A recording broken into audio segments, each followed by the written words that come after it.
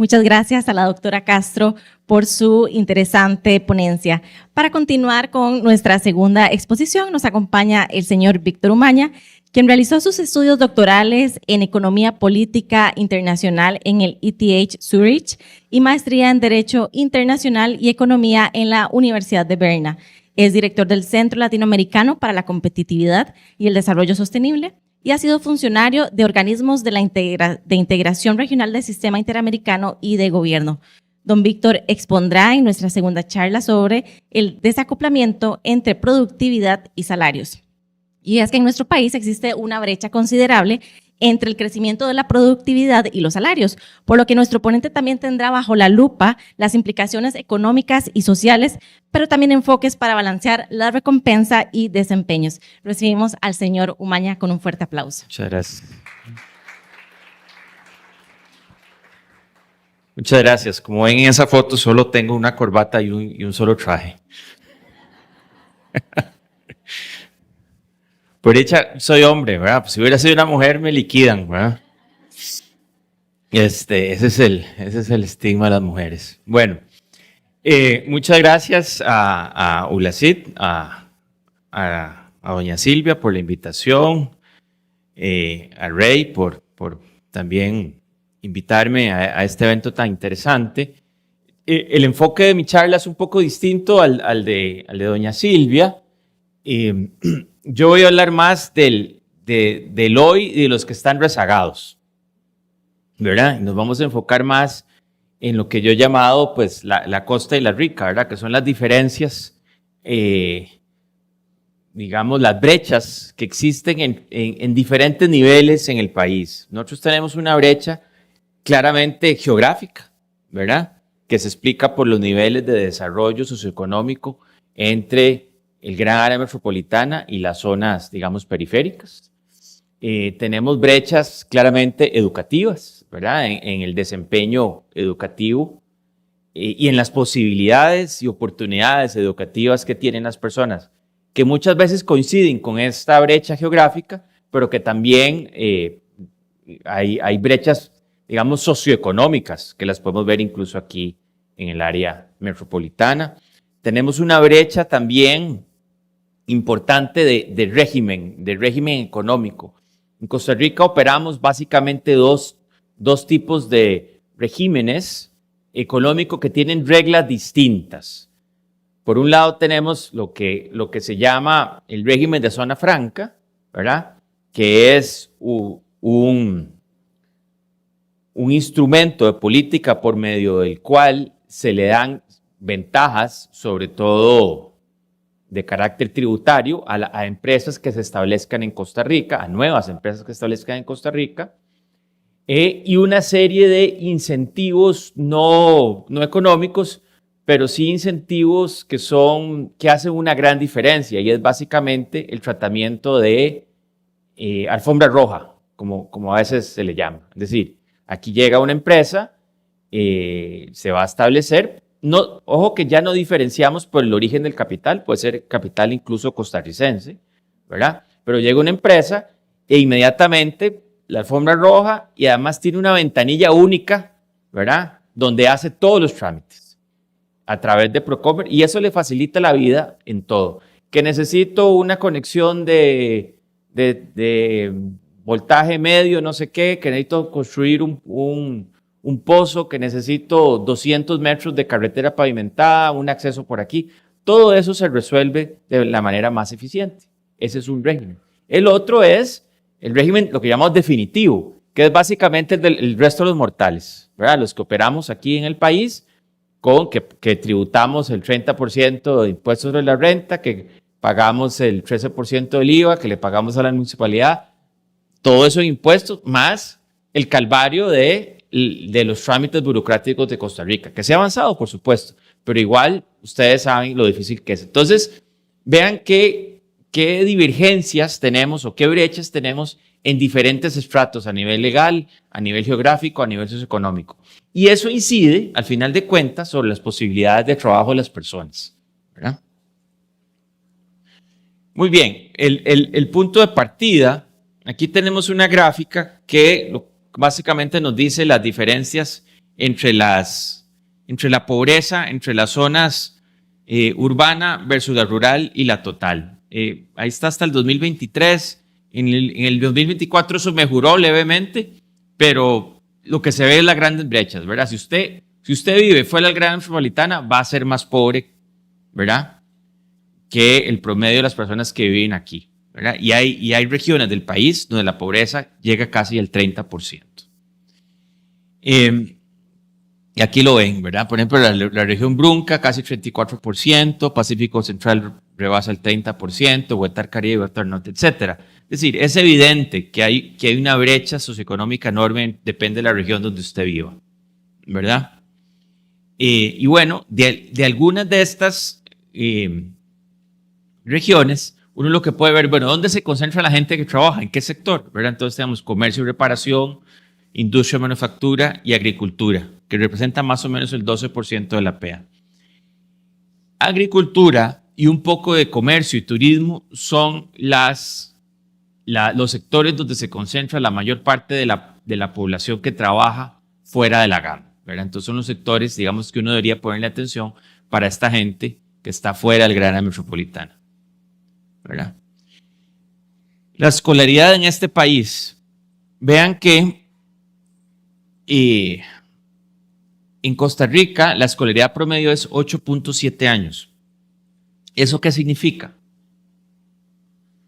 Que no hemos llegado ni siquiera a noveno, ¿verdad? O sea, el país no ha llegado ni a noveno. ¿Ok? Hay más de, si alguien tiene el dato más exacto, pero ayer escuché la cifra que más o menos un 60% de las personas menores de 30 años no han terminado el colegio.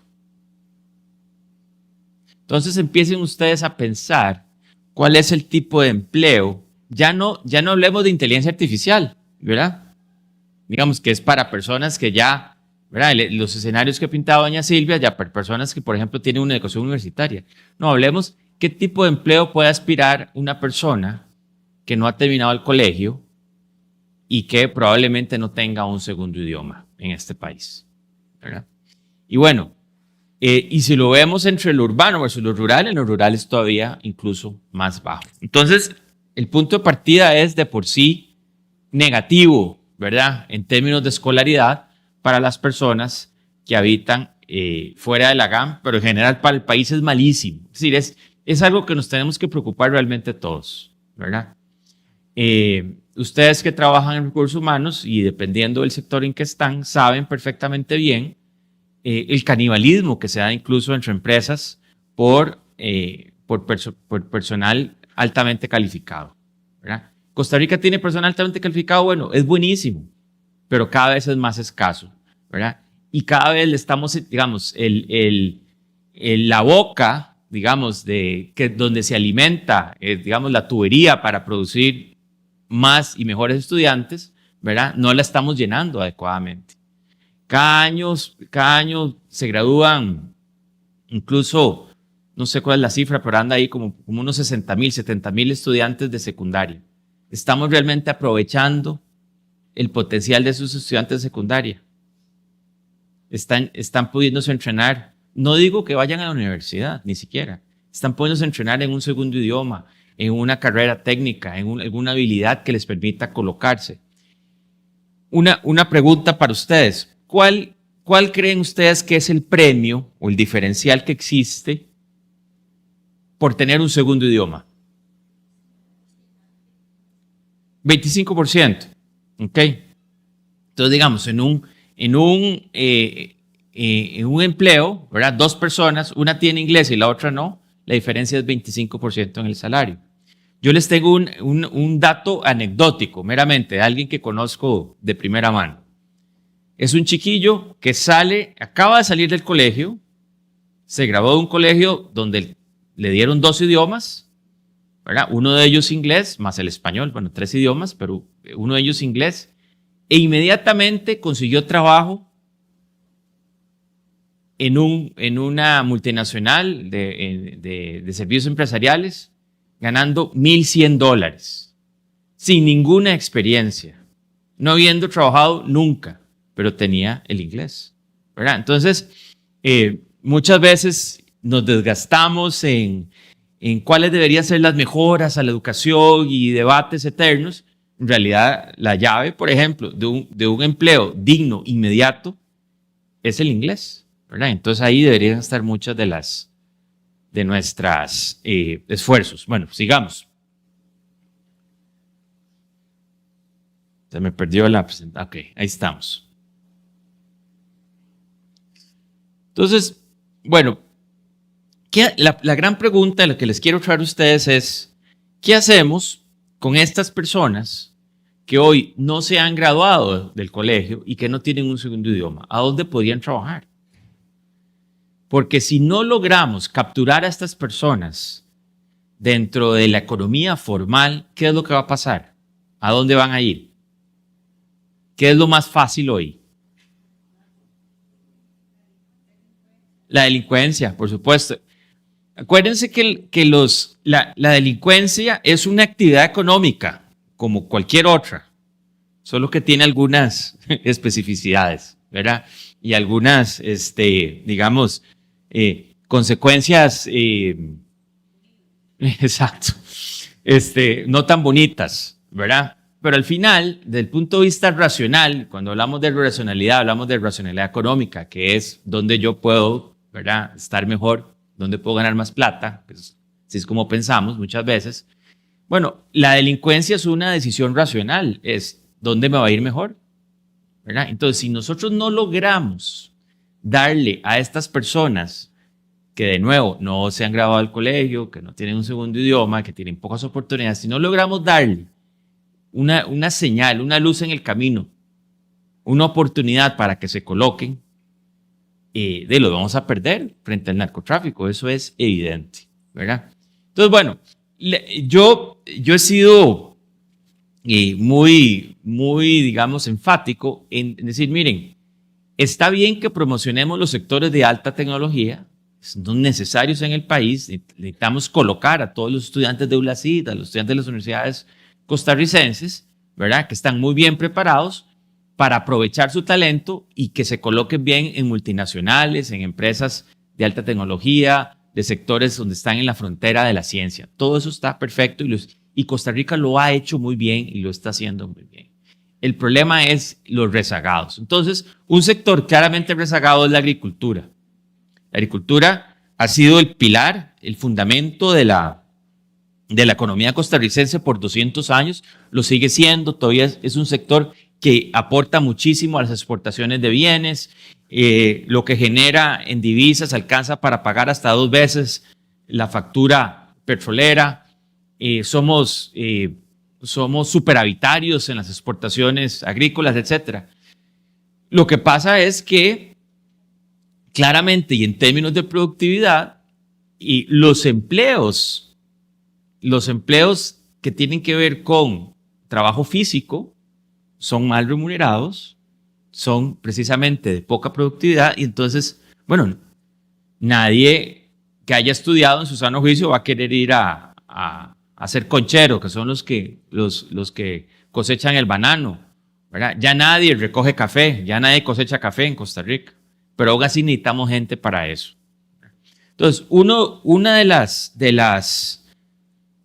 decisiones que tenemos que tomar como país es cómo tratamos de hacer la agricultura más atractiva para que hoy, en el día de hoy, emplee a más gente que hoy no tiene trabajo, que su decisión racional sea mejor trabajo en la agricultura, en algo formal y no me voy al narcotráfico, ¿verdad?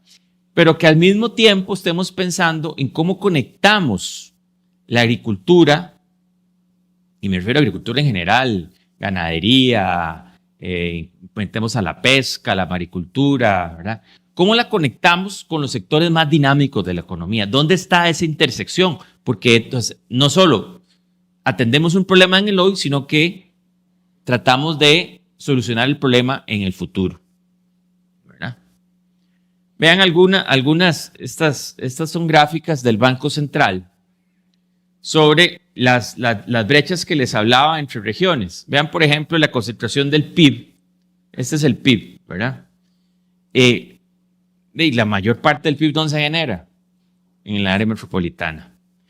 ¿Dónde se concentra la mayor parte del valor agregado, que es, digamos, un sinónimo de productividad? En el área metropolitana. ¿Dónde se concentra el comercio?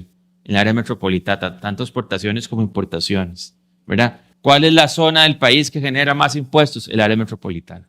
Ven, entonces, nosotros estamos desaprovechando todo el potencial que tienen las costas y las fronteras. Entonces, el gran reto, y aquí, desgraciadamente, esto no lo podemos dejar, digamos, a la voluntad de la mano invisible de la economía, porque claramente no estamos en condiciones de competencia perfecta, y además arrastramos no décadas, sino ya siglos de inercia, ¿verdad? Donde hemos siempre visto hacia adentro, ¿verdad? Necesitamos explícitamente revertir esta situación, ¿verdad? Y esto solo se puede hacer con decisiones bien pensadas, pero decisiones explícitas, en donde logremos revertir, ¿verdad? Esa brecha tan jodida, ¿verdad? Esto ya lo vimos, ¿verdad? Vean, y el otro tema es la parte demográfica, ¿verdad? Ya la demografía nos está jugando en contra. Nos estamos comiendo el bono demográfico aceleradamente, ¿verdad? Y cada vez más la pirámide va a tender a invertirse. Ya no vamos a tener una base grande de jóvenes, sino que esa base se está reduciendo. Y eso tiene implicaciones no solo en términos de productividad laboral, ¿verdad? Sino en términos de sostenibilidad fiscal, ¿verdad? Sobre todo el régimen de pensiones. La mala noticia que les tengo a muchos de ustedes es que nos vamos a pensionar con poquita plata, ¿verdad? Si es que va a quedar eso del régimen, ¿verdad? Entonces, vean, algunos datos que están aquí. Con base en la tendencia, el pico de la fuerza laboral absoluta son 2.4 millones, ya estamos muy cerca de eso. De este número, solo un 23% tiene educación técnica universitaria. Les había dicho como 60, 70, ¿verdad? Que no tenían, bueno, es más o menos 75, 25.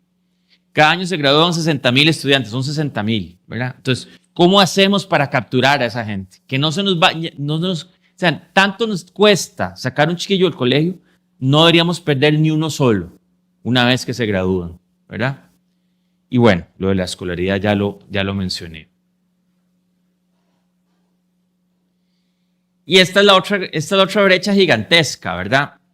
Aquí, bueno, no me acuerdo desde qué año lo hice, pero son muchos meses acá. 2014 creo que es. Son por lo menos 10 años de datos. Vean que la productividad, que es el índice mensual de la actividad manufacturera, es un índice que calcula el Banco Central, pero es un sinónimo de productividad. Vean cómo por varios años la productividad de uno y otro régimen estuvo más o menos similar y luego empieza a despegarse abruptamente, ¿verdad? Esto es algo que no debemos permitir. Entonces, ¿qué se nos puede ocurrir para revertir esta situación? Entonces, si uno hace, digamos, simplemente un contraste entre las diferencias legales entre un régimen y otro y entre los incentivos que tiene un régimen y otro, la primera evidencia que sale a la vista, ¿qué es? Bueno, uno paga impuestos, el otro no, ¿verdad? Entonces, ¿uno qué podría decir? Bueno, una es decir, bueno, que pague impuestos las zonas francas, ¿verdad? Pero ¿cómo nos vamos a disparar en el pie? ¿Verdad? Son las zonas que están generando muy buenos empleos, ¿verdad? Entonces, esa no parece ser la solución, ¿verdad? O sea, no vamos a cortarle la cabeza al que destaca, ¿verdad? El otro es, bueno, no le cobremos impuestos al régimen definitivo. Entonces, lo siguiente es, lo que van a decir es, bueno, pero entonces, ¿de dónde vamos a sacar los impuestos? ¿Verdad? Porque el régimen definitivo aporta más o menos el 85% de la mayoría de los impuestos que recoge el país, ¿verdad? Entonces tampoco puede ser eso, pero uno puede pensar, por ejemplo, en eliminar algunas cargas innecesarias para el régimen definitivo. Uno puede pensar en una reestructuración de las cargas sociales y sobre todo cargas valga la redundancia, se le cargan al salario, pero no van para la caja, sino son otro tipo de impuestos que están ligados a las cargas sociales. Uno puede pensar en reducir impuestos a algunas actividades. Podemos pensar sobre todo en darle la alfombra roja a todas las actividades en el país. O sea, ¿por qué sí podemos darle alfombra roja a algunas empresas y no a todas? ¿Por qué no podemos tener instituciones de excelencia, como lo hace Procomer, ¿verdad?, con el resto de las instituciones que tienen que ver con la generación de empleo? Ahí, claro, ahí empezamos a hablar de, entonces, hay que meter a las municipalidades, ¿verdad? Hay que meter al Ministerio de Ambiente, hay que meter a acueductos y alcantarillados, hay que meter al ICE, ¿verdad? En el ICE, esa es toda otra discusión vinculada a la provisión de energía eléctrica de buena calidad y a bajo costo, ¿verdad?, para todas las empresas, porque muchas de las cosas que hacemos son intensivas en energía. En fin, tenemos que pensar y cada vez más pensar fuera de la caja, porque no es sencillo, ¿verdad? No es sencillo, y la razón por la cual no es sencillo básicamente es de veamos qué hemos hecho anteriormente, ¿verdad? Seguimos en esta inercia y no pasa absolutamente nada. Entonces, bueno, para terminar, y esto es con lo que les quiero dejar, quiero ver cómo me devuelvo aquí. Ok. Entonces, bueno, hoy en día producimos empleos de buena calidad para solo una porción de la fuerza laboral. Eso me parece que ya está claro, ¿verdad? Entonces, tenemos un creciente desalineamiento entre la estructura de la producción, que es intensiva en conocimientos, ¿verdad? Todo este parque, todo este conglomerado vinculado a las zonas francas, ¿verdad? Y la estructura de la fuerza laboral, que ya vimos que es poco calificada, ¿verdad? Entonces, cada vez más esa brecha que estamos viendo, si no hacemos nada al respecto, esto se va a abrir, ¿verdad? Entonces, hay una brecha entre los trabajos que se crean y el tipo de trabajadores que tenemos aquí en Costa Rica, ¿verdad? La escasez de buenos empleos mina la confianza en la élite política y aumenta la oposición a la globalización. Y eso se traduce en altos costos sociales y políticos. Y hoy lo vemos claramente. ¿Cuál es el discurso de los gobiernos populistas? ¿Verdad? Es, usted está jodido, usted no tiene trabajo, a usted le va mal, porque todo ha conspirado en su contra, porque las élites, los ticos con corona, todo eso opera en su contra. Y esto alimenta entonces esa desconfianza en la élite política, y que acaba por minar también, sobre todo, la propuesta de valor de Costa Rica, que es una propuesta de valor basada en estabilidad, respeto a las instituciones, democracia, ¿verdad?, más calidad de la fuerza laboral, y conservación y protección de la naturaleza. Pero entonces, esto es importantísimo que le pongamos atención, no solo por lo obvio, que es que la gente tenga mejores empleos y tenga oportunidades, sino porque también está en riesgo el desarrollo y el futuro de Costa Rica, ¿verdad? Entonces, bueno, ¿qué se puede hacer? Si el problema es de habilidades, pues la respuesta es la educación, obviamente, ¿verdad? Entonces, eventualmente se cerrará la brecha, pero si nosotros fuéramos Finlandia, que posiblemente tenga los mejores sistemas educativos del mundo, tardaríamos por lo menos una generación en resolver esto. Si fuéramos Finlandia hoy, pero claramente no lo somos, ¿verdad? Entonces, en casos en que la brecha no es muy grande, programas específicos financiados por el gobierno y las empresas pueden cerrar, ¿verdad? Ya aquí en Costa Rica operan programas, creo que ULACIT es parte de este tipo de programas, donde junto con las empresas, uno puede decir, bueno, es que lo que necesito es ciertas habilidades en redes de telecomunicación. Ah, bueno, entonces damos un curso sobre eso y hacemos el upskilling de los empleados. Pero esos programas son digamos, no tienen tanto alcance y son caros, ¿verdad? Son caros, tanto para el gobierno como para las empresas que lo hacen. Y cuando las empresas lo hacen, las empresas se cuestionan, pucha, si yo le meto mucha plata a este programa y levanto el nivel de estos empleados, se me pueden ir a la otra, ¿verdad? Que ese es como el dilema que ustedes siempre tienen, ¿verdad? Entonces, bueno, ¿qué es lo que podemos hacer hoy entonces, teniendo estas, digamos, estas restricciones? Bueno, promover sectores intensivos en mano de obra poco calificada. Esa es la respuesta en el hoy, y ahí está agricultura, manufactura liviana, de cosas sencillas, ¿verdad? No dispositivos médicos, ¿verdad? Sino cosas mucho más sencillas que puedan ser hechas en la ruralidad, ¿verdad? Así que, bueno, los dejo con esto, con estas inquietudes. Yo sé que no es la charla más positiva, pero es lo que tenemos hoy. Así que muchas gracias.